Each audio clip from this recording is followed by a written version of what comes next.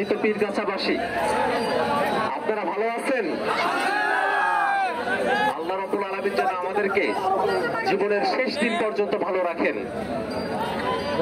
এই বাংলাদেশে স্বাধীনতার এতগুলো বছর পার হয়ে গেছে, কিন্তু এই বাংলাদেশের কৃষক, বাংলাদেশের শ্রমিক, বাংলাদেশের মজুর, বাংলাদেশের শিক্ষিত শ্রেণীও তারা তাদের অধিকার বুঝে পায় নাই।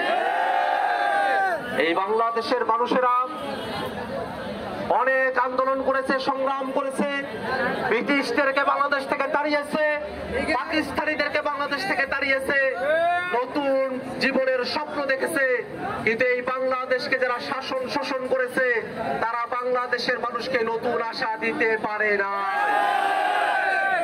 আমরা গত 16 বছর কি দেখেছি? এই বাংলাদেশের মানুষের পক্ষে যদি কেউ কথা বলতো, সেই মানুষটাকে গুম করে আয়না ঘরে রেখে দিত, মানুষকে ধরে নিয়ে গিয়ে গুলি করে পিটিয়ে হত্যা করত। এই বাংলাদেশের মানুষের পক্ষে যদি কেউ কথা বলতো, তাহলে তাকে জোরপূর্বক গ্রেফতার করে জেলখানায়, কারাগারে দিনের পর দিন রেখে জীবন নিঃশেষ করে দিত। এই বাংলাদেশের মানুষেরা গ্রামে গঞ্জে নিজেদের অধিকারের কথা বলতো, নিজেদের একটুখানি ভিজিএফ কার্ড, বিধবা ভাতা, গরিবের জন্য যে সুযোগ সুবিধাগুলো আছে সেগুলো পাইতে চাইতো, কিন্তু দুর্নীতি পরায়ণ নেতারা জনগণের কার্ডগুলোকে তারা খেয়ে ফেলতো। এই বাংলাদেশের মানুষের একটুখানি ভালো কথা বলতো, তাদের দিকে ওই আওয়ামী গুন্ডারা চোখ রাঙিয়ে তাকিয়ে থাকতো। বাংলাদেশের মানুষদেরকে তারা কোনো অধিকার দিতে চাইতো না। এই আওয়ামী লীগ এবং তাদের সন্ত্রাসীদের বিরুদ্ধে বাংলাদেশের মানুষেরা দীর্ঘ সময় ধরে সংগ্রাম করেছে। গত বছর 24-এর অভ্যুত্থানে হাজারো মানুষ জীবন দিয়েছে। বাংলাদেশ থেকে আওয়ামী লীগ তার সন্ত্রাস নিয়ে পালিয়ে যেতে বাধ্য হয়েছে। আওয়ামী লীগ বাংলাদেশে যে সন্ত্রাস করেছিল, যে দুর্নীতি লুটপাট করেছিল, নতুন বাংলাদেশে আপনারা কি সেই সন্ত্রাস আর দুর্নীতি লুটপাট চান?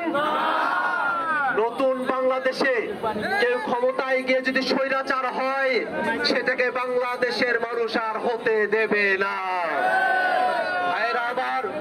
এই বাংলাদেশে যাতে ফ্যাসিবাদী কাঠামো আর না থাকে, যাতে বাংলাদেশের রাষ্ট্র কাঠামোতে সংস্কার হয়, সেজন্য জাতীয় নাগরিক পার্টি সব থেকে জোরালো ভূমিকা পালন করেছে।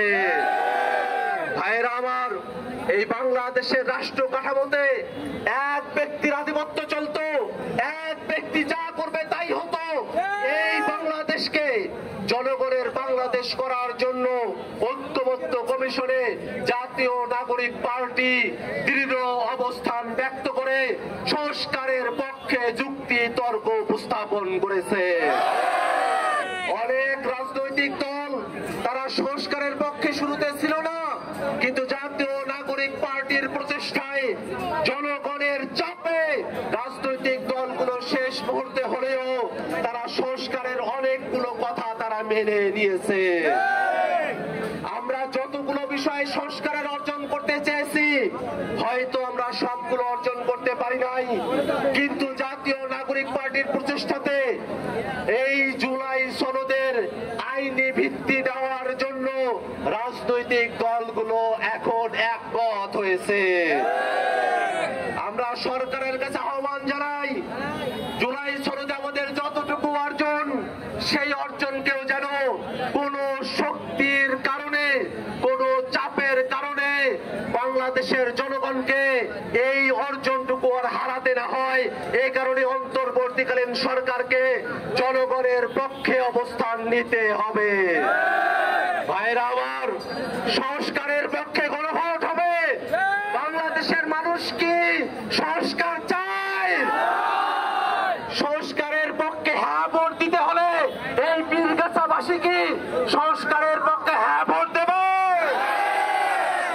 আর যদি কেউ বাংলাদেশের সংস্কার না চায়, তারা কি বাংলাদেশের এই পীরগাছার জনগণ, বাংলাদেশের সাধারণ জনগণের সংস্কারের পক্ষের সমর্থনের বাইরে গিয়ে বাংলাদেশকে আবার পূর্বেকার ফ্যাসিবাদী আমলে ফিরে যাওয়ার সুযোগ পাওয়ার কোনরূপ চেষ্টা যদি তারা করে, আমরা কি সাধারণ জনগণ সেটা হতে দেব? ভাইরা আমার, বাংলাদেশের রাষ্ট্র কাঠামোটা সঠিক ছিল না, এই কারণে এই দেশের নেতারা অপকর্ম করার সুযোগ পেয়েছিল।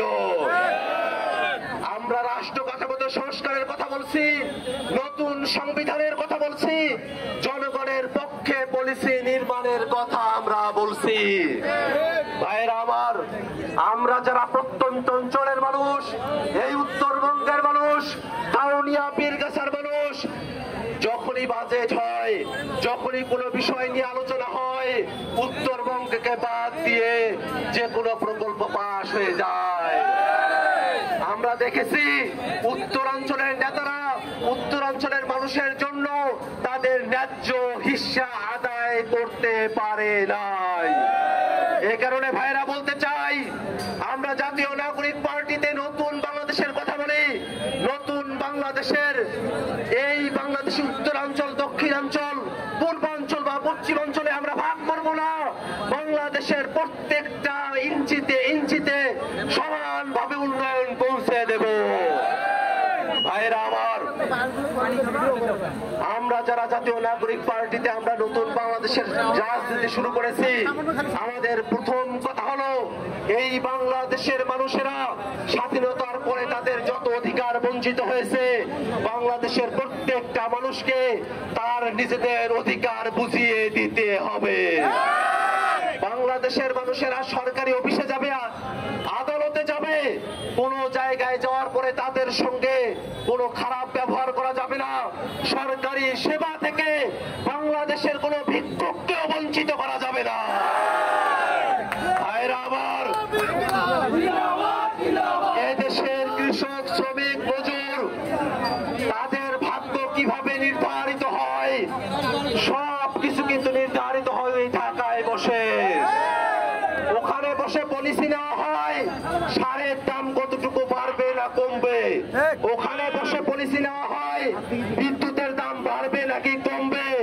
ওখানে বসে পলিসি নেওয়া হয় বাংলাদেশের মানুষের ট্যাক্স কিভাবে আদায় হবে, সেই ট্যাক্সের টাকা বাংলাদেশের কোন কোন জায়গায় খরচ করা হবে।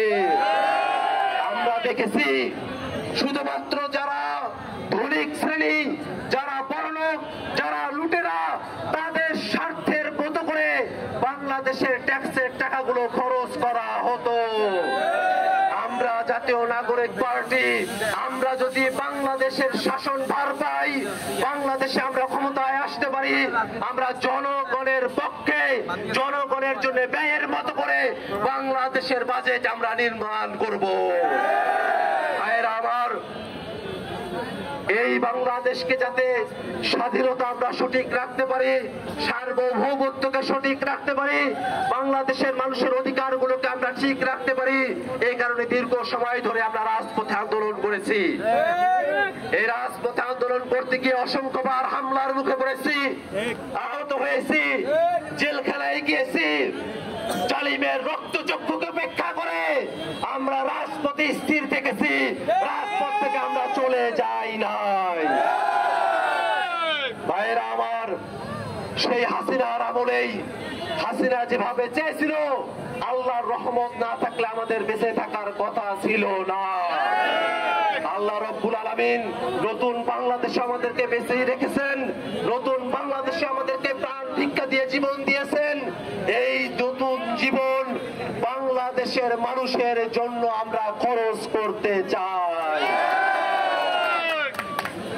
নিজের জায়গা থেকে বাংলাদেশের মানুষের স্বার্থে কাজ করেছি, এখন এলাকার মানুষের উন্নয়নের জন্য কাজ করতে চাই। এই কাউনিয়া, পীরগাছা, রংপুর, গোটা বাংলাদেশের মানুষের জন্য কাজ করে যেতে চাই। ভাইরা আমার, এই বাংলাদেশের মানুষের জন্য কাজ করতে হলে এই পীরগাছা কাউনিয়াবাসীর সমর্থন প্রয়োজন। আপনারা কি জাতীয় নাগরিক পার্টিকে আমাকে কাউনিয়া পীরগাছায় সমর্থন দেবেন? ইনশাআল্লাহ ইনশাআল্লাহ আমরা বিশ্বাস করি আল্লাহ রাব্বুল আলামিন যদি কবুল করেন আমরা পীরগাছা কাউনিয়ার মানুষের জন্য কাজ করব। আল্লাহ রাব্বুল আলামিন যদি আমাদেরকে পরীক্ষায় ফেলেন আমরা কাউনিয়া পীরগাছার মানুষের কাজ থেকে নিজেদেরকে বিরত করব না। ভাইরা আমার, আজকে সারাদিন আপনারা অসংখ্য পরিশ্রম করেছেন, এখানে অপেক্ষা করেছেন। আপনাদের সকলের কাছে অনুরোধ, আপনারা এখানে যারা উপস্থিত হয়েছেন সবাই জাতীয় নাগরিক পার্টির মানুষ নন, সাধারণ অসংখ্য মানুষ এখানে উপস্থিত হয়েছেন। আমরা বলতে চাই এনসিপির জন্য কাজ করতে হলে, আক্তার হোসেনের পাশে দাঁড়াতে হলে আপনাকে এনসিপি করতে হবে এমনটা নয়। বাংলাদেশের পক্ষের মানুষ হলেই আপনারা আমাদের পক্ষে কাজ করতে পারবে।